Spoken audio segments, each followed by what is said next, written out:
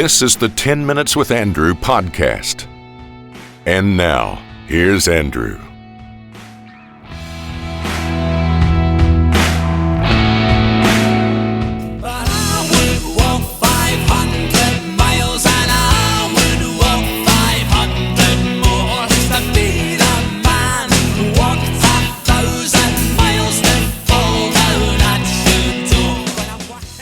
Welcome back to 10 Minutes with Andrew. I am, of course, Andrew, and I'm again joined by my dad, Mark Chansey. Welcome back to the show.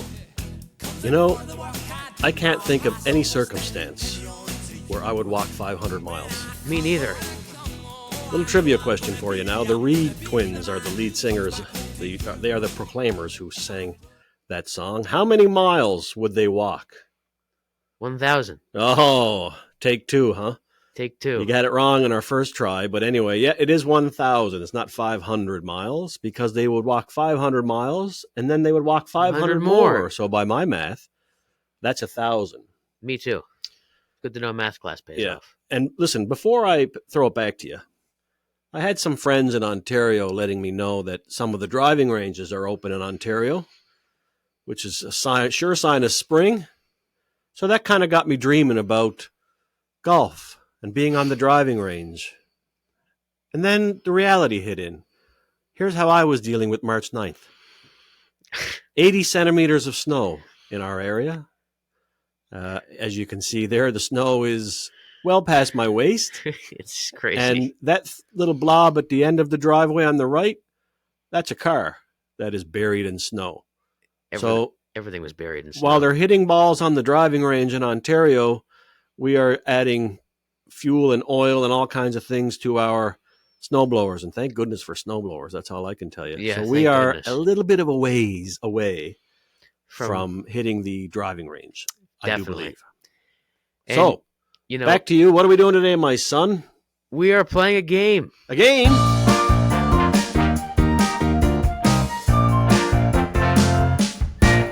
Of course we are. It's called Send, Save, or Delete. Send, Save, or Delete. I know this one. This is, according to me, they're all one of the most popular. This is one of the most popular.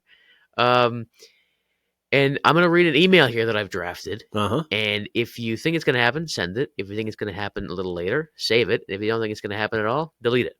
Oh, sounds pretty easy to me. This email in my draft box here. All right, so are you ready for email number one? I am. All right.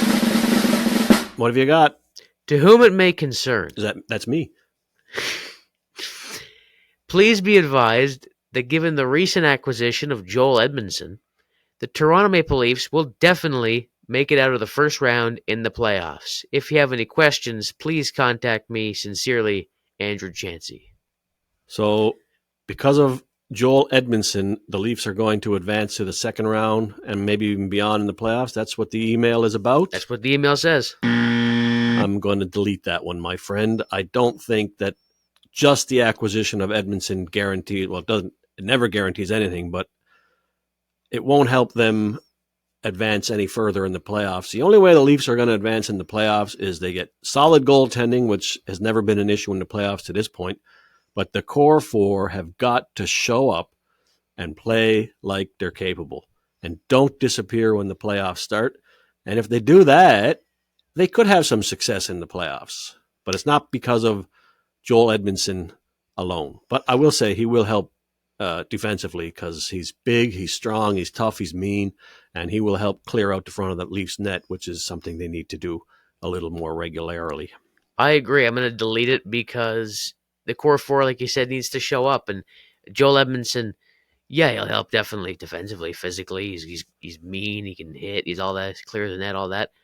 But the core four has to show up, and they never usually show up in the playoffs except for, well, I guess you could say William Nylander shows up. But there's one guy in particular by the name of Mitch Marner who never shows up in the playoffs. In fact, he almost gets scared during the playoffs, and he needs to pick that up and get rid of that because if he doesn't do that, that's going to be the end of the Leafs in the playoffs this year. You sound like me talking. I do. And speaking of Mitch Marner, yeah, I think I learned how important he is to the lineup last night with the Leafs playing the Canadiens. I will say the Leafs beat the Canadians, which is always a great day. It is. But without him in the lineup, boy, did that team look lost. The lines were a terrible mess. They had combinations I wouldn't have dreamed of that just didn't work. Matthews looked horrible. They all looked pretty horrible. And thank goodness for Samsonov making some key saves. The Leafs can sneak out of Montreal with 2 points and move on from there. But it was an ugly night. It was an ugly night. I had it on in the first period, and I turned it off because they were playing so sloppy.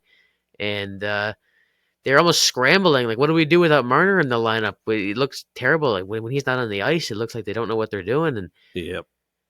But at least I got the win over the Habs. That's always a good thing, no matter how sloppy it is. The 2 points are important. They are.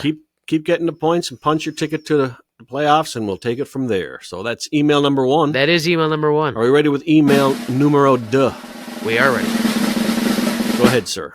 To whom it may concern, I want to make you aware that the Blue Jays' recent signing, Joey Votto, will have zero impact on the Blue Jays' offense and will not even be on the opening day roster.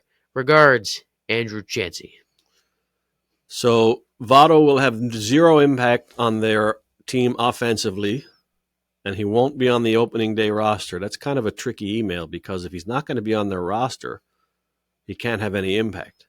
That's true. Offensively. So let's dissect this a little more. Yeah, I didn't think about that. I just thought about that. So he won't have any impact. I'm going to assume he's going to be on the opening day roster, but he won't have any impact. He's not going to get a lot of at-bats. And the only reason I think he's going to be on the opening day roster, I think purely from a public relations move, the Blue Jays have to do something to try to get their Canadian fan base a little bit more engaged after the disaster that was last year and the disaster that has been the offseason. So I think he will make the opening day roster just to bring him north for a few games in the Rogers Center, see if they can get some fans in the building, sell a few hot dogs.